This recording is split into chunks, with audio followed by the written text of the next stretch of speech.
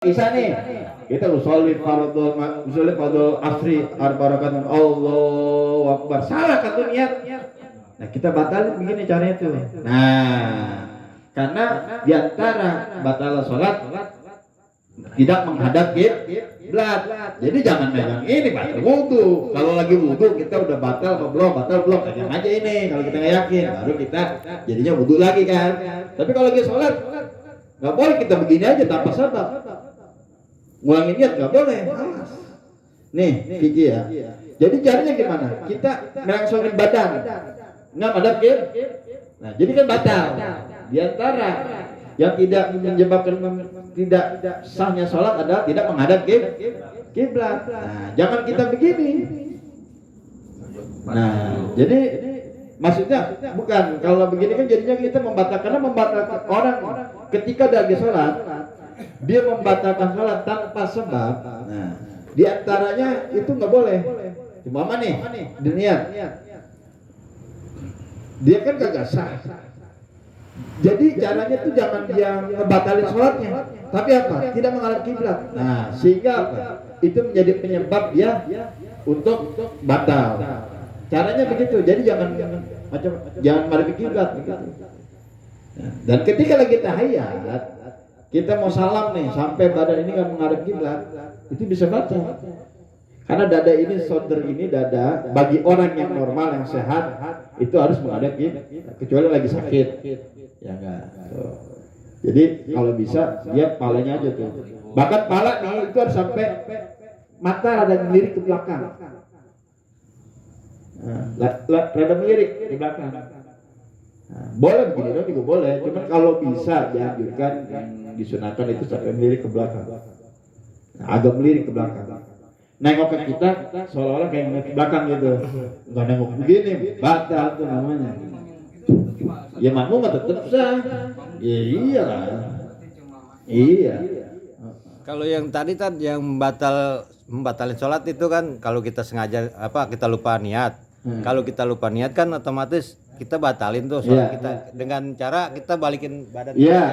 Itu hukumnya apa? Boleh. Kalau kita sengaja tanpa membatalkan sholat, hukumnya haram atau apa gitu? Ya di situ membatalkan sholat itu dosa tanpa ada sebab. Jadi sebabnya kita kenapa? Sebabnya kita karena tidak menghadap kiblat. Itu maksudnya tuh tidak menghadap. Maksudnya kalau kita lanjutin sholat, ya kan? Kan itu kan jadinya kagak sah juga karena niat kita kagak sah. Nah, karena kita udah menghadap kiblat, ya kan? Jadi kita pelengos sedikit buat menjadi sebab sholat kita ini untuk ulang niat, untuk membatalin. Nah, kan sebabnya ada menghadap kiblat, di antara tidak menghadap kiblat itu menyebabkan sholat tidak sah dan juga bisa batal sholat. Kalau ragu-ragu? Iya, ragu. Ya kita begitu juga sama. Jadi abis itu kita ulang lagi sholatnya. Cara ulang sholatnya itu dengan cara jangan jangan kita nggak melangsungin kiblat. Ulama yang ngasih caranya begitu, melangsungin kiblat. Baru kita ulang usolli fardhu isya'i arba'atin Allah. Saya niat sholat isya 4 rakaat yang Allah Ta'ala. Nah, gitu. Nah ini Ustaz ada di musola kita juga nih. Soalnya kalau sholat gitu mengganggu kita gitu. Seperti musolinya gitu terlalu kencang. Iya. Terus kalau tahiyat gitu. Enggak sekali itu. Orang itu. Ya, ntar. Ya. Ntar di bawahnya, Kita aja dulu. Emang begitu. Udah, ntar adanya. Udah. Suratnya kalau ada dia aku enggak bisa dia. Mesti jadi kita. Itu. Iya, benar emang. Itu mah udah sakit kalau itu sakit. Hah?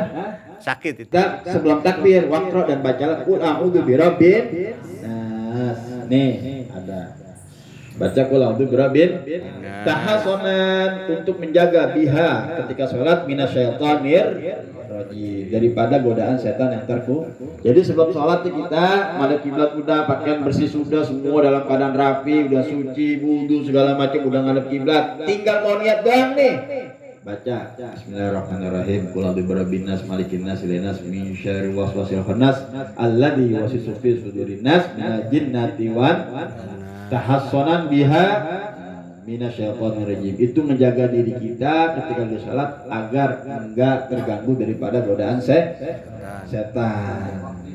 Iya, setiap waktu, setiap kita sholat, mau sholat sunnah ke, mau sholat wajib ke, baca qul berbinas dulu tuh, bukan pas lagi sholat ya baca qul berbinas, bukan. Sebelum kita niat. Terus kalau bisa ditambah lagi, Robbi a'udzubika min hamazati syayatini wa a'udzubika Robbi ayahdurun. Robbi a'udzubika min hamazati syayatini wa a'udzubika Robbi ayahdurun.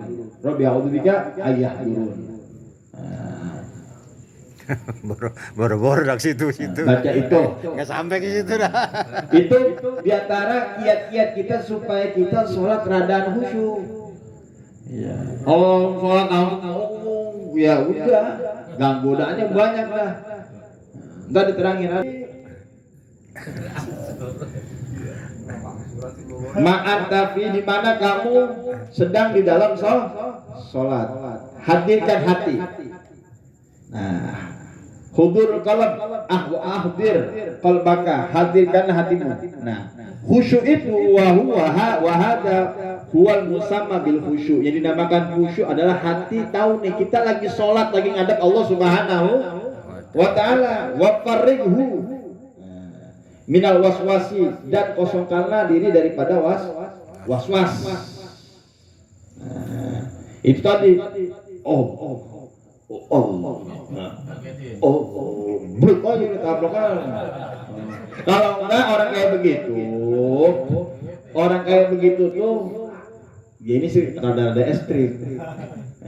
Kapan nih kita lagi kepilah sama dia nih, aja kalau berenang. Ngopi, lagi bikin kopi, ya ini kopi dulu sebutin, dari belakang jorok.